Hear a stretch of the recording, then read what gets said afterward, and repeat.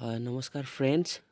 আজি পুনৰবাৰ আসাম জ্ঞান কেমৰ ইউটিউব চেনেললৈ তোমালোক সকলোকে স্বাগতম জনাইছোঁ।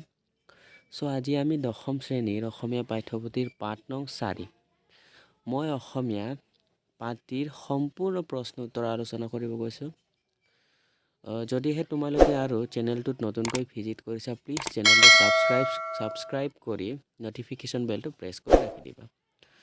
আজি আমি ভিডিঅ'টো আৰম্ভ কৰোঁ ব'লা। আমাৰ প্ৰথম কুৱেশ্যন আছে ভাৱ বিষয়ক 1 নম্বৰ দিয়া আছে চমু উত্তৰ দিয়া। ক নম্বৰত দিয়া আছে আমাৰ সৈয়দ আব্দুল মালিকৰ কবিতা পুথি এখনৰ নাম লিখা। তেখেতৰ বহুতো কেইখনমানো কবিতা পুথি আছে, আমি কিন্তু এটাই লিখিছোঁ বেডুইন। ঠিক আছে। খ নম্বৰ মোগলসকলে অসমৰ ক'ত ভৰি দিছিল? উত্তৰ মোগলসকলে অসমৰ সেউজীয়া দুবৰি বনত ভৰি দিছিল। আমাৰ গ নম্বৰ প্ৰশ্ন দিয়া আছে অসমৰ হেংদাং ক'ত জিলিকিছিল? উত্তৰ দুপৰৰ পূৰ্ণ আলোকত অসমৰ হেংদাং জিলিকিছিল। ঠিক আছে। আমাৰ ঘ নম্বৰ প্ৰশ্ন দিয়া আছে অসমীয়াসকলে কিহেৰে তৈয়াৰী পেঁপা বজাইছিল?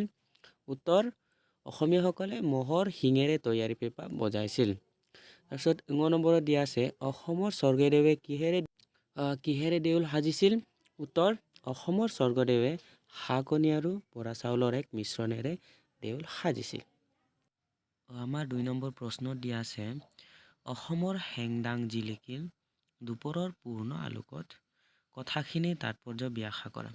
উত্তৰ মই বেছি দীঘলকৈ দিয়া নাই, বহুত চিম্পলকৈ দিছোঁ। ঠিক আছে। সাম্ৰাজ্যবাদী মোগলে অসম আক্ৰমণ কৰাৰ সময়তে স্বাধীন চিতিয়া আহোমসকলে সত্ৰৰ বিৰুদ্ধে হাতত হেংদাং লৈ বীৰত্বৰে যুঁজ দিছিল। জিলিকি উঠিছিল জাতীয়তাৰ সত্তা, অস্ত যোৱা নাছিল উদিত সূৰ্যৰ আভা। তীৰ বিৰণীয়ে সত্ৰৰ মনতো ত্ৰাসৰ সৃষ্টি কৰিছিল। সমৰ থলীত জিলিকি উঠিল অসমীয়াৰ শৌৰ্য-বীৰ্য। অমোঘ অস্ত্ৰ হেংদাঙৰ তীক্ষ্ণ ধাৰ। এই ধাৰাল হেংদাঙৰ কোবত ছিটিকি পৰি শত্ৰু সেনা বন্দী হ'ল বিদেশী মোগল। ঠিক আছে। আশা কৰোঁ সকলোৱে বুজি পাবা। আমাৰ নেক্সট কুৱেশ্যন 3 নম্বৰ কুৱেশ্যনত দিয়া হ'ব আমাৰ প্ৰশ্ন নং 3 দিয়া আছে অসমৰ পুৰুষ নাৰীয়ে কেনেদৰে ৰণলৈ ওলাই আহিছিল? নিজৰ ভাষাৰে লিখা। ঠিক আছে। উত্তৰ দিয়া আছে সুদূৰ পশ্চিমৰ পৰা মোগলসকলে অসম অধিকাৰ কৰাৰ মানসেৰে অসম ভূমিত আহি উপস্থিত হ'লহি। চকুত তেওঁলোকে বিজয়ৰ সপোন, কিন্তু আনফালে স্বদেশ আৰু স্বজাতিৰ হকে মৃত্যুবৰণ কৰিবলৈ ভয় নকৰা স্বামীৰ প্ৰতি অচলা ভক্তি। সময়ত শত্ৰুৰ বিপক্ষে অস্ত্ৰ লোৱা অসমৰ মহিলাসকলে কেৱল মহিলাই নহয়, তেওঁলোকে বীৰাংগনা, তেওঁলোক মহাসতী। যিখন দেশৰ মহিলাই দেশ পৰিচালনা কৰিবও জানে, সেইখন দেশৰ মহিলাই শত্ৰুৰ বিপক্ষে ৰণ চালি দিবলৈও পাৰ্গত। ৰণচণ্ডী মৃত্যু ধৰি শত্ৰুৰ বুকু ভেদি হেলা ৰঙে মৃত্যুবৰণ কৰিব পৰাৰ সাহসেৰে। মই বেছি দীঘলকৈ দিয়া নাই, তোমালোকক মেইন পইণ্টবিলাক দিছোঁ। ঠিক আছে। আমি নেক্সট কুৱেশ্যনত যাম। আমাৰ 4 নম্বৰ প্ৰশ্নত দিয়া আছে ক'ত বল পালে অসমৰ সেনানীয়ে শুকান সান্দহ আৰু পানী আজলিত, কথাষাৰৰ তাৎপৰ্য ব্যাখ্যা কৰা।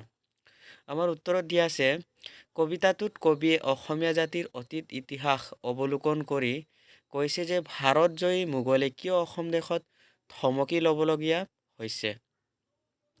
বীৰত্বৰে যুঁজি মোগলক পৰাজিত কৰিছে।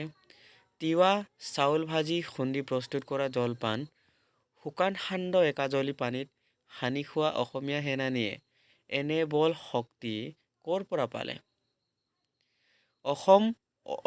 অলপমান সান্দহ লৈ তাত পানী দিলে ফুলি পৰিমাণটো বাঢ়ি যায়।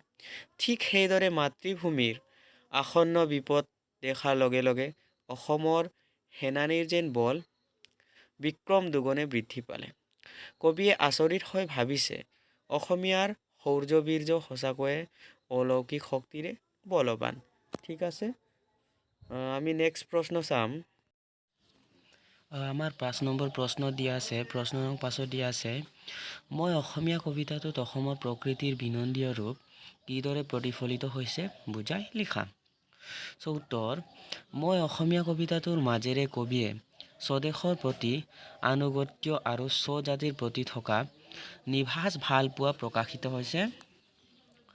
অসমৰ অতীত ইতিহাস ব্যঞ্জিত হোৱা কবিতাটোত অসম বুৰঞ্জীৰ নানা দিশো ফুটি উঠিছে। কবিতাটোৰ আৰম্ভণিতে কবিয়ে অসমখনক সেউজীয়া দুবৰিৰ দেশ বুলি কৈ শস্যশ্যামল ভূমিৰূপে প্ৰতিপন্ন কৰিছে। অসমৰ বননিখনক মীনা কৰা বুলিও কোৱা হৈছে। পাহাৰে পৰ্বতে অসমৰ ভূমিৰ প্ৰতিটো গছৰ পাতেই যেন সৌন্দৰ্যৰ আকাৰ। নিয়ৰ পৰি থকা পাতবোৰ ৰ'দ পৰি মণি মুকুতাহে যেন তেনেদৰে চিকমিকাই আছে। বনজ সম্পদেৰে অসমৰ মূল্যৱান সম্পদ হৈছে হাতীদাঁত। অসমত আকৌ ভৰিত পিন্ধা খৰমৰ চোলাটো হাতীদাঁতেৰে সজা হয়। আৰু পিছত দিয়া আছে ভেকুলীবোৰ কপালত যেন ফুট লৈ সাজি কাচিহে থাকে। প্ৰকৃতিয়ে আচলতে অসমক সকলো সুন্দৰ ৰূপে ধাৰণা কৰিবলৈ চেষ্টা কৰিছে। ঠিক আছে, বেছি দীঘলীয়াকৈও দিয়া নাই, যাতে তোমালোকে বুজি পোৱাকৈ দিছোঁ। ঠিক আছে, চ' আমাৰ নেক্সট কুৱেশ্যনত যাম আমি। প্ৰশ্ন নং 6 দিয়া আছে আমাৰ কবি চৈয়দ আব্দুল মালিকৰ চমু পৰিচয় দিয়া। মই বহুত সহজত দিছোঁ। ঠিক আছে, তোমালোকক উত্তৰ কবি চৈয়দ আব্দুল মালিকৰ জন্ম হয় 1919 চনত গোলাঘাট জিলাৰ নাহৰণিত। তেওঁক গল্প সম্ৰাট বুলিও কোৱা হয়। তেওঁৰ কবিতা পুথি কেইখন হ'ল বেদুইন, স্বাক্ষৰ, স্বপ্ন, দুঃস্বপ্ন আৰু কিছু কথা আৰু চন্দ্ৰহাৰৰ কবিতা। আৰু বহুতো কবিতা পুথি আছে, মই কেইটামান দিছোঁ, বাকী তোমালোকে কিতাপত চাই ল'বা। তেওঁৰ কবিতাত শব্দৰ সুষম আৰু অৰ্থৱহ ব্যৱহাৰ দেখা যায়। তেওঁ ৰঘৰী আত্মাৰ কাহিনী নামৰ উপন্যাসখনৰ বাবে সাহিত্য অকাডেমি বঁটা লাভ কৰে। সূৰুযমুখীৰ স্বপ্ন তেওঁৰ আন এখন বিখ্যাত উপন্যাস। তেওঁৰ গল্প উপন্যাসৰ পৰা জেতুকাপাতৰ দৰে, মমতাজ আদি চলচ্চিত্ৰ নিৰ্মিত হৈছে। তেওঁৰ আন আন ৰচনাৰাজি হ'ল পৰশমণি, ৰঙাগঢ়া, মৰাশা পাপৰি, শিখৰে শিখৰে, পুৰাগাঁৱত পহিলা বহাগ আদি। তেওঁ 1977 চনত অসম সাহিত্য সভাৰ অভয়াপুৰী অধিৱেশনৰ সভাপতি আসনো অলংকৃত কৰিছিল। এইজনা বিখ্যাত সাহিত্যকৰ 2000 চনত দেহান্তৰ ঘটে। কিমান চনত মৃত্যু হৈছিল তেখেতৰ? 2000 চনত। ঠিক আছে, তোমালোকক বহুত সহজে দিছোঁ বুজি পাবৰ কাৰণে। ঠিক আছে, চ' আমি এতিয়া আমাৰ 7 নম্বৰ প্ৰশ্নত দিয়া আছে অসমলৈ যুদ্ধ কৰিবলৈ আহি মোগলসকলে অসমৰ ৰূপ কিদৰে বৰ্ণনা কৰিছে বুজাই লিখা। উত্তৰ পৰাক্ৰমী মোগলসকল দেশ বিজয় কৰিবলৈ অসম আহিছিল। মোগলসকলে অসমখন যাদুমন্ত্ৰৰ দেশ বুলি ভাবিছিল। পিছে অসমত প্ৰৱেশ কৰিয়ে ইয়াৰ প্ৰাকৃতিক সৌন্দৰ্য দেখি তেওঁলোক আচৰিত হৈ পৰিল। চৌদিশে অসম ভূমিৰ গছৰ পাতবোৰ যেন মীনা কৰা নিয়ৰ সিক্ত, দুবৰিৰ পাতবোৰ যেন মুকুতা সদৃশ হৈ পৰিল। অসমখনৰ নৈৰ বালিত সোণ এনেদৰে পোৱা গৈছিল যে পুঠি মাছৰ দৰে ক্ষুদ্ৰ মাছেও কাণত সোণৰ চুৰিয়া পিন্ধিছিল। ভেকুলীবোৰে কপালত ফুট লৈ সাজি কাচি আছিল। কৃষিপ্ৰধান দেশ অসমখন। আহোম স্বৰ্গদেৱে চাউলৰ গুৰিৰে সান্দহ খাই জীয়াই থকা মানুহ ইমান বলৱন্ত হ'ব পাৰে বুলি মোগলসকলে কেতিয়াও কল্পনা কৰিব পৰা নাছিল। লগতে আৰু দিয়া আছে শাকনি চাউলেৰে দেউল সজায়।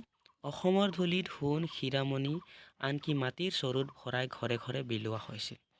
এই দেশখন ভক্তি ধৰ্মৰ বাবে বিখ্যাত। নাম কীৰ্তন আদি সুললিত সুৰে এই দেশৰ ৰূপ সৌন্দৰ্য দুগুণে চৰায়, সেইটোৱে ইয়াত কোৱা হৈছে। ঠিক আছে, চ' আমি নেক্সট কুৱেশ্যনে যাম।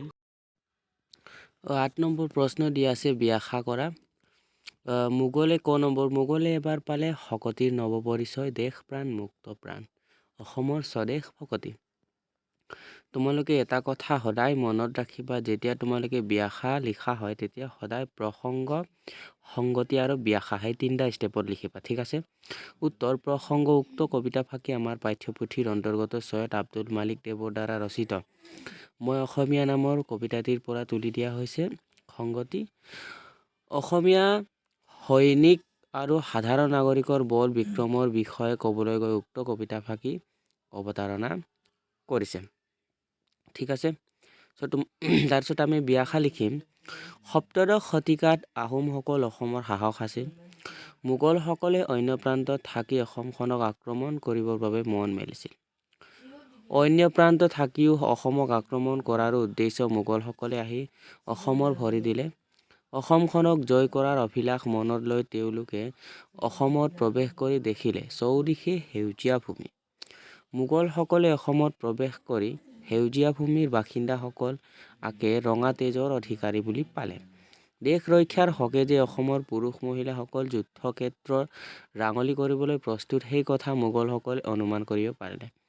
অসমৰ পুৰুষ মহিলাসকলে শত্ৰুৰ আক্ৰমণ বুকুপাতি ল'বলৈ অকণো কুণ্ঠাবোধ কৰা নাছিল। শত্ৰুৰ সন্মুখত তেওঁলোকে নদ কৰি মোগল হতে অহা বাটে উভতি গৈছিল। ঠিক আছে।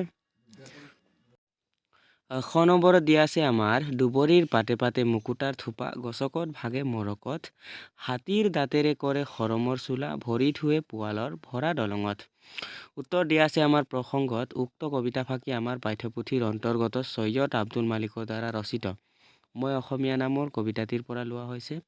সংগতিত এই কবিতাফাকিৰ জৰিয়তে কবিয়ে অসমৰ প্ৰাকৃতিক সম্পদ আৰু সৌন্দৰ্যৰ বৰ্ণনা কৰিছে। তাৰপিছত ব্যাখ্যাত আছে, অসমখন প্ৰাকৃতিক সম্পদ আৰু সৌন্দৰ্যৰে চহকী দেশ। প্ৰকৃতিয়ে অসমক বহুতো সম্পদৰ সম্ভাৰ দিছে। মোগলসকলে যেতিয়া অসমলৈ আহি সেই সম্পদৰ সম্ভাৰ প্ৰত্যক্ষ কৰিছিল তেতিয়া তেওঁলোক আচৰিত হৈ ৰৈছিল। কবিৰ মতে অসমৰ দুবৰি বনত নিয়ৰ এনেদৰে পৰি আছিল যেন মুকুতাৰ থোপাহে যেন ওলমি আছিল। সেই দেশৰ ধূলিত পৰি থকা সৰকত মণিখোজ দিলেই যেন গছকত ভাঙি যোৱাৰ সম্ভাৱনা পোৱা গৈছিল। প্ৰাকৃতিক সম্পদেৰে ভৰপূৰ অসমৰ মূল্যৱান সম্পদ আছিল হাতীদাঁত। এই দেশত ভৰি পিন্ধা খৰমৰ চোলাও হাতীদাঁতেৰে তৈয়াৰ কৰা হৈছিল। প্ৰাকৃতিক সম্পদ আৰু সৌন্দৰ্যৰ বৰ্ণনা কৰি মুঠতে সামৰণি কৰিব নোৱাৰে। ঠিক আছে। আমাৰ গ নম্বৰ প্ৰশ্ন দিয়া আছে, মুখ গ'ল দূৰণিৰ বিদেশী মোগল, অসমত যেতিয়া দেখিলে সৰগৰ ৰূপ বিনন্দীয়া। অসমত বন্দী হ'ল অসমৰ ৰূপ মুগ্ধ, দূৰৰ মোগল আহি হ'ল অসমীয়া। উত্তৰ প্ৰসংগত দিয়া আছে, উক্ত কবিতাফাকি আমাৰ পাঠ্যপুথিৰ অন্তৰ্গত চৈয়দ আব্দুল মালিকৰ দ্বাৰা ৰচিত মই অসমীয়া কবিতাটিৰ পৰা লোৱা হৈছে। সংগতি কবিতাফাকিত কবিয়ে অসমৰ সৌন্দৰ্যৰ বিমুগ্ধ মোগলৰ অনুভৱৰ বিষয়ে কোৱা হৈছে। ব্যাখ্যা দিয়া আছে, ব্যাখ্যা অসমক সেউজীয়া দুবৰিৰ দেশ বুলি কোৱা হৈছে। অসমৰ বননিক মীনা কৰা বুলিও কোৱা হৈছে। নিয়ৰ পৰি থকা পাতবোৰত ৰ'দ পৰি এনেদৰে চিকমিকাই হৈ উঠে যেন মণি মুকুতাহে খচিত আছে। অসমৰ ধূলি বালিয়ে যেন মুকুতা, মণি মুকুতা, সোণৰ দৰে আপুৰুগীয়া সম্পদহে আছে। অসমখনৰ সৌন্দৰ্য অতুলনীয়। অসমৰ মূল্যৱান সম্পদ হ'ল হাতীদাঁত। হাতীৰ দাঁতেৰে খৰমৰ চোলা সজা হয়। প্ৰবাল মণিৰে সজা দলঙত ভৰিত শুৱা হয়। আনকি বাঘৰ নখেৰে নিৰ্মিত খাৰু আঙুঠি আদিও মানুহে পিন্ধা দেখা যায়। মহৰ শিঙেৰে পেঁপা বজাই আনন্দত নাচে। অসমৰ অসমীয়া ভাষা শুৱলা। অসমৰ সাগৰীয় ৰূপ দেখি তেওঁলোক এনেদৰে মোহিত হ'ল যে তেওঁলোক নিজ অসমতে থাকি গ'ল। ঠিক আছে। আমাৰ ঘ নম্বৰ প্ৰশ্ন দিয়া আছে, জীৱনে মৰণে মই চিৰদিন অসমীয়া, অসমীয়া দেশ প্ৰাণ মন, জীয়াই থাকোঁতে মই অসমৰ অসমীয়া, মৰিলেও বৰিলম অসমৰ অমিয়া মৰণ।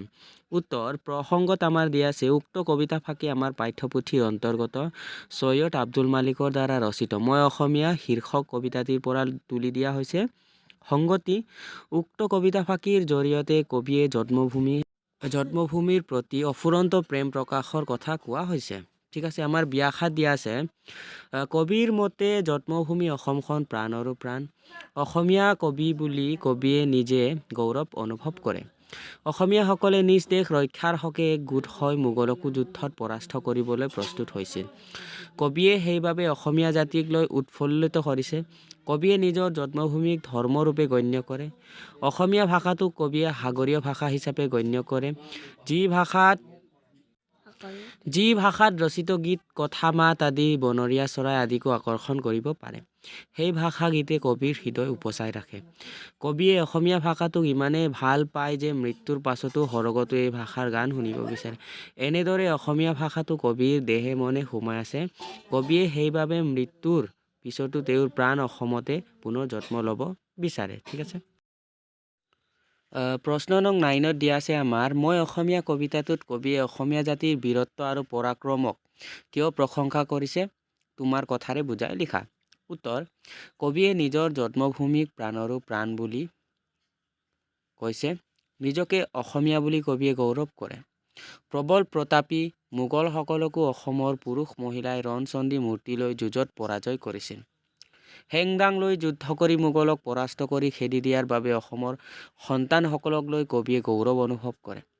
গৰম পানীৰে সান্দগুৰি খাই জীয়াই থকা অসমৰ মানুহ ইমান শক্তি ক'ৰ পৰা আহে তাকে ভাবি কবি আচৰিত হ'ল।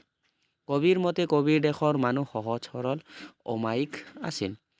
এই অসম দেশৰ মানুহৰ মুখৰ মাতত মৌ শুনা আছিল। আৰু দিয়া আছে আমাৰ আৰু লগত দিয়া আছে ইমান কোমল অন্তৰৰ মানুহ যে দেশ ৰক্ষা কৰিবলৈ বজ্ৰ কঠোৰ হ'ব পাৰে সেই কথা কবিয়ে কেতিয়াও ভাবিব পৰা নাছিল। সেইবাবে কবিয়ে অসমীয়া জাতিৰ বীৰত্ব আৰু পৰাক্ৰমক লৈ প্ৰশংসা কৰিছে। ঠিক আছে। প্ৰশ্ন নং 10 দিয়া আছে আমাৰ কবিয়ে কিয় মৰাৰ পাছতো পুনৰ অসমতে জন্ম ল'ম বুলি ভাবিছে বুজাই লিখা। উত্তৰ কবিৰ বাবে নিজৰ জন্মভূমিখন প্ৰাণৰো প্ৰাণ। কবিয়ে নিজকে অসমীয়া বুলি গৌৰৱ কৰে। প্ৰবল প্ৰতাপী মোগল সকলোকে অসমৰ পুৰুষ মহিলাই ৰণচণ্ডী হৈ যুঁজত পৰাজয় কৰে। কবিয়ে নিজৰ জন্মভূমিক ধৰ্মৰূপে গণ্য কৰে। অসমীয়া ভাষাটোক কবিয়ে স্বৰ্গীয় ভাষা হিচাপে গণ্য কৰে। যি ভাষাত ৰচিত গীত মতে বনৰীয়া চৰাইকো আকৰ্ষণ কৰিব পাৰে। সেই অসমীয়া ভাষাত গীত কবিতা আদিয়ে কবিৰ অন্তৰ চুই যায়। কবিয়ে জন্মৰ পিছতো অসমীয়া ভাষাটোক আই সম্বোধন কৰিছে। ঠিক আছে। আৰু লগতে দিয়া আছে কবিয়ে অসমীয়া ভাষাটোক ইমানেই ভাল পায় যে মৃত্যুৰ পিছতো সৰগত অসমীয়া ভাষাটো শুনিব বিচাৰে। অসমীয়া ভাষাটো কবিৰ দেহে মনে সোমাই আছে। সেইবাবে কবিয়ে মৃত্যুৰ পিছতো অসমতেই পুনৰ জন্ম ল'ব বিচাৰে। কবি নিজৰ জন্মভূমিৰ বাবে চিৰকৃতজ্ঞ। ঠিক আছে। আমাৰ 11 নম্বৰ প্ৰশ্নত যাম। আমাৰ 11 নম্বৰ প্ৰশ্নত দিয়া আছে মই অসমীয়া কবিতাটিৰ সাৰাংশ লিখা। সাৰাংশটো অকণমান দীঘলীয়া হ'ব। ঠিক আছে। তথাপি তোমালোকে সাৰাংশটো জানিলে সকলো প্ৰশ্ন উত্তৰটোৱে লিখিব পাৰিবা। ঠিক আছে। উত্তৰ মই অসমীয়া কবিতাটোৰ মাজেৰে কবিয়ে স্বদেশৰ প্ৰতি থকা তেওঁৰ ভালপোৱাৰ কথা কৈছে। অসমৰ ৰূপ সৌন্দৰ্যই কবিক আকৰ্ষণ কৰিছে। অসমৰ অতীত ইতিহাস ব্যঞ্জিত হোৱা সৰু আৰু অসম বুৰঞ্জীৰ নানা দিশো ফুটি উঠিছে এই কবিতাটোত নিজৰ আৱেগক কিছু সময়লৈকে মোগলৰ কথক সাজি তুলিছে। কবিৰ মতে মোগলসকল আছিল প্ৰবল পৰাক্ৰমী জাতি।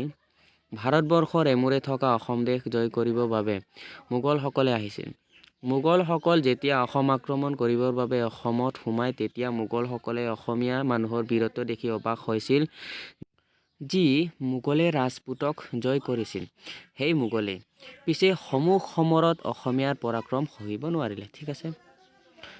অসমীয়া পুৰুষ মহিলাৰ প্ৰচণ্ড আত্মবিশ্বাস আৰু বীৰত্বতে যুঁজি অসমৰ জন্মভূমিক স্বাধীনতা ৰক্ষা কৰিলে।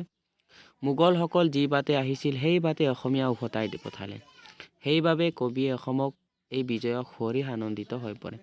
কবিয়ে অসমীয়া ভাষাক স্বৰ্গীয় ভাষা হিচাপে গণ্য কৰে। সেইবাবে কবিয়ে মৃত্যুৰ পাছতো সেই ভাষাক স্বৰ্গত শুনিব বিচাৰে। কবিয়ে নিজ দেশৰ হকে জীয়াব বিচাৰে আৰু নিজ দেশৰ হকে মৃত্যু হ'বও বিচাৰে।